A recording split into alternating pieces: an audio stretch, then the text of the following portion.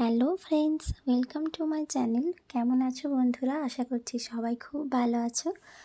আজ আমি বানাবো ক্রিসমাস স্পেশাল ফ্রুট কেক।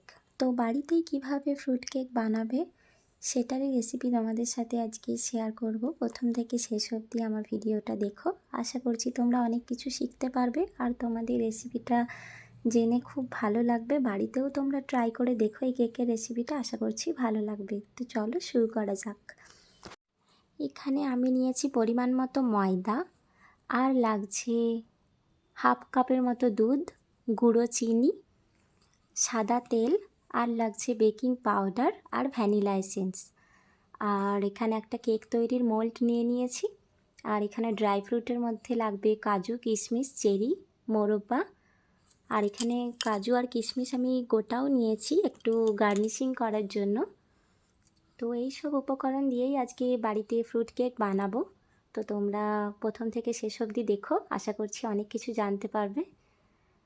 প্রথমেই দিয়ে দিলাম বড় কাপের 1 কাপ ময়দা, আর দিলাম গুঁড়ো করে রাখা চিনি। এবার খুব ভালোভাবে দুটোকে মিক্স করে নিতে হবে। তারপরে দিয়ে দেবো সাদা তেল, আবারও খুব ভালোভাবে মিক্স করে নেব কিছুক্ষণের জন্য। তারপর দিয়ে দেবো বেকিং পাউডার আর বেকিং সোডা অল্প পরিমাণে, হাফ চামচের মতো বেকিং পাউডার দেব।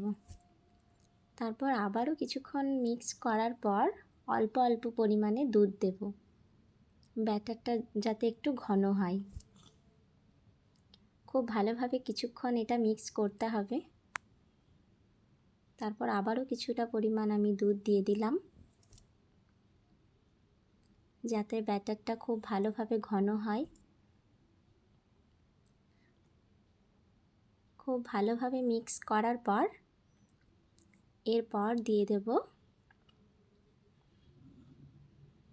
ভ্যানিলা এসেন্স, আর এটা পরিমাণ মতো দিতে হবে। হাফ চামচের মতো আমি ভ্যানিলা এসেন্স এখানে অ্যাড করেছি।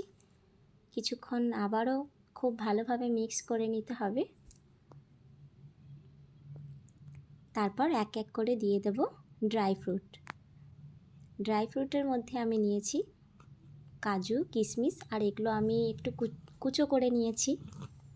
আর নিয়েছি চেরি আর মোরব্বা। তোমরা চাইলে ফ্রুট কেকে আরও কিছু ড্রাই ফ্রুট বা টুটি ফুটি এইসব অ্যাড করতে পারো, আরও ভালো লাগবে।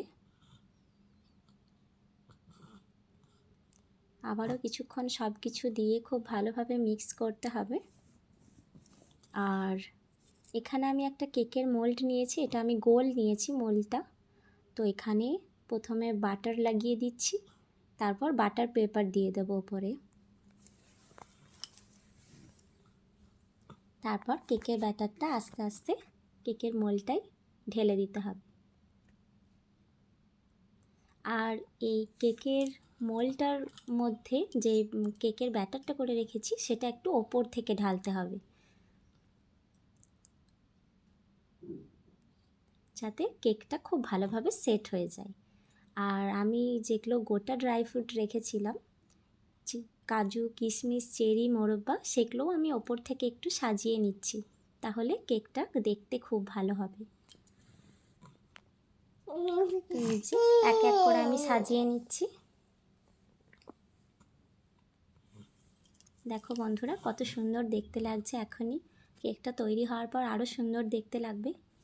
আর তোমরা অবশ্যই এই কেকটা ক্রিসমাসে ট্রাই করো, খুব ভালো লাগবে তোমাদের। আর দোকানের মতনই একদম টেস্ট হয় বাড়িতে বানালেও।